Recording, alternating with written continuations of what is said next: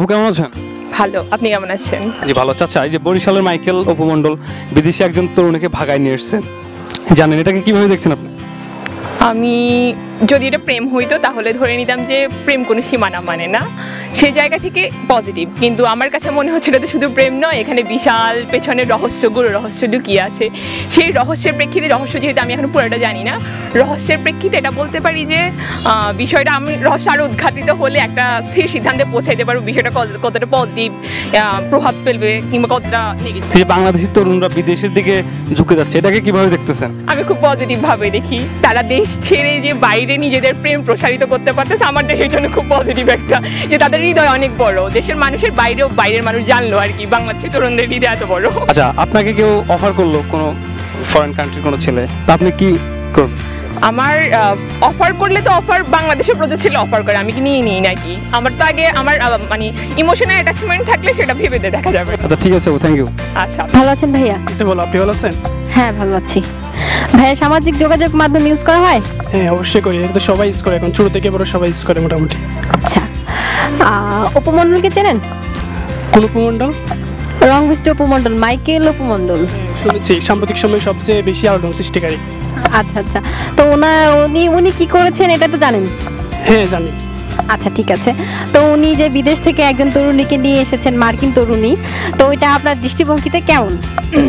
এটা আসলে যদি আমি বলতে চাই, প্রথমে বলি প্রেম যে একটা জাতি ধর্ম বর্ণ কিছু যে মানে না, এবং প্রেমের জন্য যে 7 সাগর 13 নদী পার হওয়া যায় সেটাই প্রমাণ করে।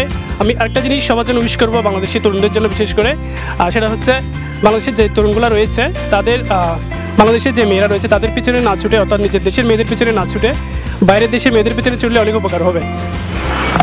আচ্ছা ভাইয়া, ভাইয়া অনেক সুন্দর একটা সাজেশন দিয়ে দিচ্ছেন বলা যায়। আচ্ছা ভাইয়া, আপনাকে যদি বিদেশি কোনো তরুণী অফার করে বা ওইরকম কোনো সিচুয়েশন আছে, তখন আপনি কি করবেন? আপনি যাবেন?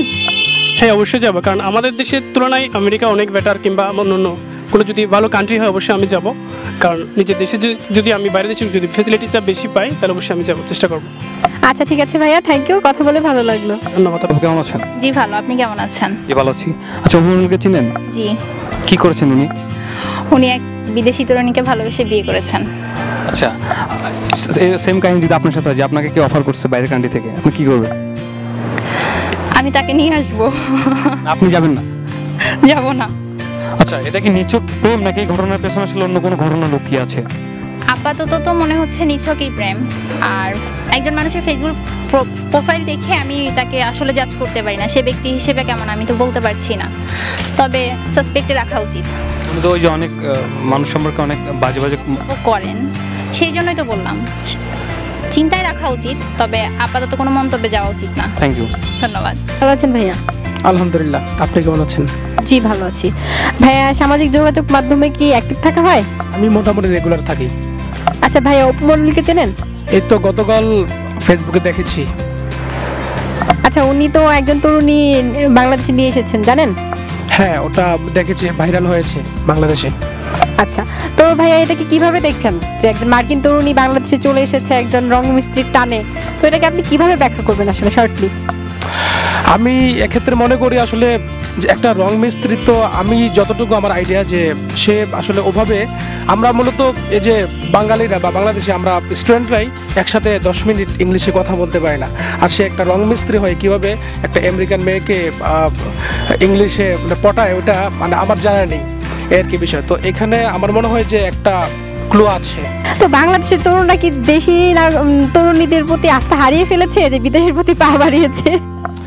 আসলে এক্ষেত্রে আমি যদি মজা করে বলি তাহলে দেখা যাচ্ছে যে আমরা দেখি যে আসলে ইউনিভার্সিটির প্রত্যেকটা মেয়ে মানে শিডিউল ফাঁকা নেই। তো এই জন্য আমি মনে করি যে অবশ্যই আমাদের দেশকে প্রাধান্য দিতে হবে, আমাদের এই মেয়েদেরকে প্রাধান্য দিতে হবে। That's it. আচ্ছা ঠিক আছে ভাইয়া, ভালো লাগলো কথা বলে, থ্যাংক ইউ। আপু ভালো আছেন? জি ভালো আছি। আপুর সামাজিক যোগাযোগ মাধ্যমে কি অ্যাক্টিভ থাকা হয়? জি, আমি ফেসবুক ইউজ করি। আচ্ছা, আপু অপু মণ্ডলকে চেনেন? উপমণ্ডল? কোন উপমণ্ডল আপু? আপু বরিশালের উপমণ্ডল, সাম্প্রতিক ওনার টানে মার্কিন এক তরুণী বাংলাদেশে চলে এসেছে। জি জি, সামাজিক যোগাযোগ মাধ্যমে দেখেছি ওনাকে। আচ্ছা আপু, এটাকে আপনি কিভাবে দেখছেন? একজন বিদেশি তরুণী বাংলাদেশি তরুণী টানে বাংলাদেশে চলে এসেছে, এটাকে আপনার দৃষ্টিকোণ থেকে কেমন মনে হয়? এটাকে আসলে ভালোবাসার কোনো দেশ জাতি ভেদাভেদ মানে না, তো চলে আসা এটা তেমন কোনো বড় ব্যাপার না। এর আগেও বহু এরকম বড় বড় ব্যক্তিত্বরাও চলে এসেছে, বা মানে এগুলো হতেই থাকে। ভালোবাসার টানে সাধারণত জাতি ভেদ মানে না আর কি। তো আপু, আপনার যদি কখনো এরকম সিচুয়েশন ক্রিয়েট হয় বা আপনাকে যদি কেউ অফার করে এরকম বিদেশে চলে যেতে, তখন কি আপনিও চলে যাবেন ওই ভালোবাসার টান যেটাই হোয়াটএভার মিন করে? না, আসলে আমি আমার দেশকে খুব বেশি ভালোবাসি। যদি কখনো এরকম সিচুয়েশন ক্রিয়েট হয় যে যেতে হবে, হয়তো যাব, কিন্তু একেবারের জন্য ওই দেশে যে সেটেল হয়ে যাওয়া এটা আমার পক্ষে কখনোই সম্ভব না। আমি বারবার এখানেই ফেরত আসতে চাবো এবং এখানেই থাকার চেষ্টা করব যতদিন আমি বাঁচি। আচ্ছা ঠিক আছে আপু, আপনার সঙ্গে কথা বলে ভালো লাগলো, থ্যাংক ইউ। থ্যাংক ইউ আপু।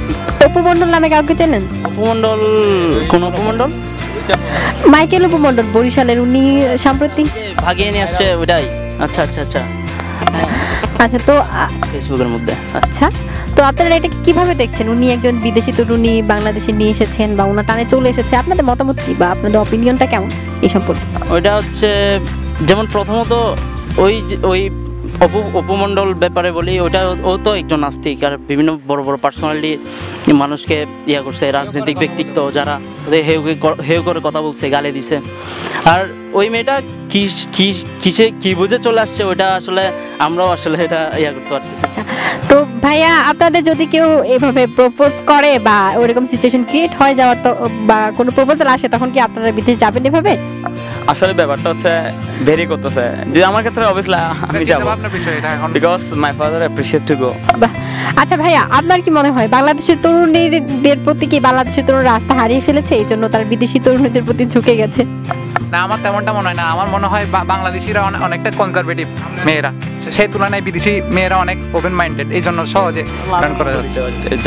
ওরা এখানে চলে আসে। ঠিক আছে ভাইয়া, থ্যাংক ইউ, আপনাদের সঙ্গে কথা বলে ভালো লাগলো। আপু ভালো আছেন? হ্যাঁ ভালো। আচ্ছা, সামাজিক যোগাযোগ মাধ্যম ব্যবহার করা হয়? হ্যাঁ ব্যবহার করা হয়, ফেসবুক, ইউটিউব, টুইটার চলে। আচ্ছা, উপমণ্ডলকে চিনেন? উপমণ্ডল ওই যে বরিশাল্লা মাইকেল উপমণ্ডল, উনি? হ্যাঁ, ওনার কথা বলছি। উনি কি কাজ করছে এটা কি জানেন আপনি? হ্যাঁ, কাজ একটা তো করছে, এটা যে ফেসবুকে এখন মোটামুটি তোলপাড় চলতেছে কি আমেরিকার কোন মেয়েকে নাকি ভাগায় নিয়ে আসছে। এই যে বাংলাদেশি তরুণেরা যে বিদেশি মেয়েদেরকে ভাগায় নিয়ে আসতেছে একের পর এক, তো বিষয়টাকে কিভাবে দেখতেছেন আপনি? বিষয়টা আসলে আমার চোখেই খারাপ মনে করতেছি যে উনি বাংলাদেশের রং মিস্ত্রি আর বিয়ে করছে একটা আমেরিকার মেয়েকে ভাগায় নিয়ে আসছে, এত সুন্দর মেয়ে, আর এই লোকটারে কি চেহারার দিকে তাকানো যায় না, আর এই বিদেশি মেয়ে এই রং মিস্ত্রির সাথে প্রেম করবে আর ভালোবাসতেছে আর সংসার করতেছে, এটা তো কি? যা প্রেম তো কোনো জাতি ধর্ম বর্ণ এগুলো মানে না, তো ওনার ক্ষেত্রে এটা হয়তো বা কাজ করছে। কাজ করতেই পারে স্বাভাবিক, কিন্তু না, আমার মোটেই পছন্দ হয়নি বিষয়টি। উনি রং মিস্ত্রি বলে কি উনি প্রেম ভালোবাসা করতে পারে না?